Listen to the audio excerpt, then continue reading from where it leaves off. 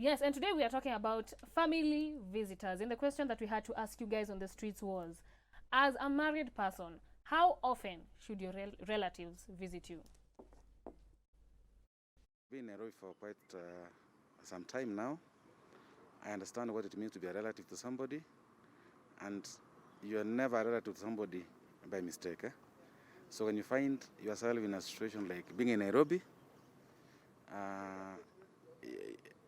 and you have connections in terms of relationships, whether you are either married, you are keen, so you can host them as many times as possible, depending on the reasons as why they're coming to you. Kikwetu hasa mtu kutoka no distance. Hata family wakikuja kwa wengi hawezi break marriage. We have to host them kwa sababu ni family. Unaona? Unless sasa bibi yako ni yako, family ni yako. Unless you are weak. The longest time I can stay with the relatives in my house is 2 days. Because on arrival, they must tell me when they are checking out and what has brought them to where I am.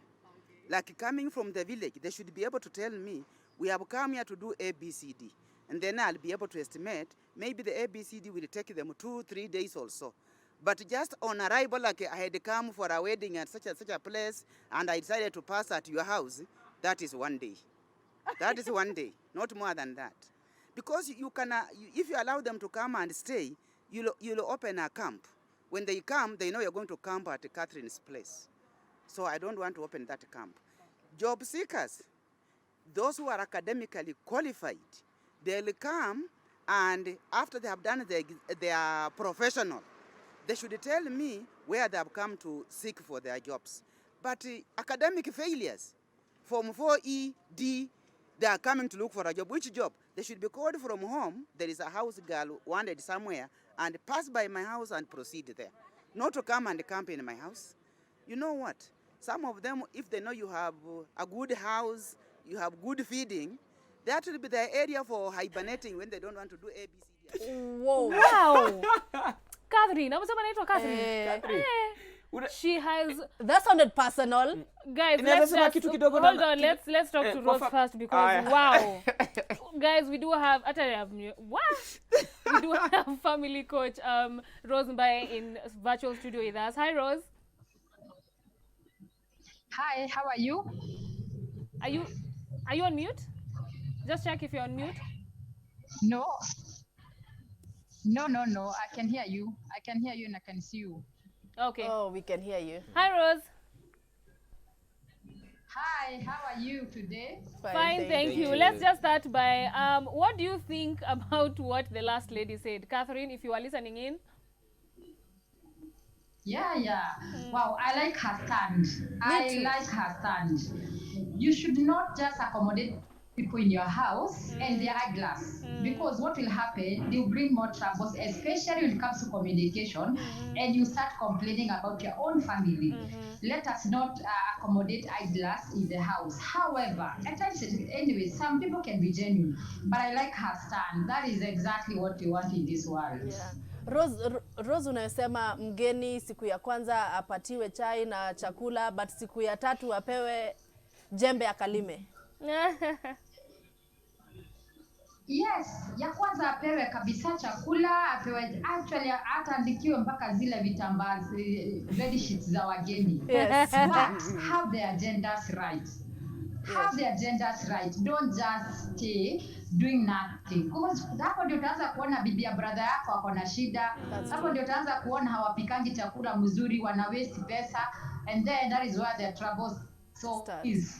Let's keep the right people doing the right thing in our houses. Yeah. But how do you tell that to your relative respectively without having to make him feel like less of a man or less of a woman or less of a human? Because sometimes the way we actually tell whatever we want to tell, sometimes it comes out and you're like, okay, that's not what I meant. So how do you do it respectively?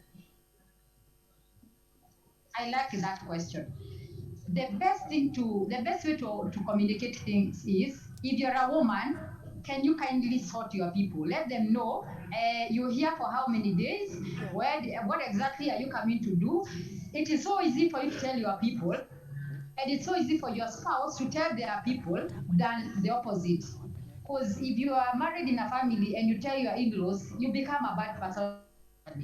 Yeah. First of all, about us, you as a couple, you as a family, agree. And for the yakina bwana, again, see relatives, even your side, as a woman, don't bring your sister, your cousin, your nephew and nieces, but you don't have to bring even a pastor. So agree the two of you and then communicate. Kila mtu kwa familia yao. You know how to communicate best, but make sure it is communicated. It is so hard for you to hurt your people. Yeah, But absolutely. anyway, even if they are hurt, just let them know this is the boundaries that you put in this family. Yeah, Now, absolutely. let my feelings. Apo sasa, absolutely. Thank you so much always for giving us insightful information, Rose. You're welcome. You're welcome. That's a very, very great topic. Thank you very much. Sadly, our time is up. We have to take a little break because lazima hii chai ilipwe. So we're going to take a very short commercial break. When we come back, we definitely want to sample just a few of your feedback. So 111 444 111 is our SMS line. We'll be right back.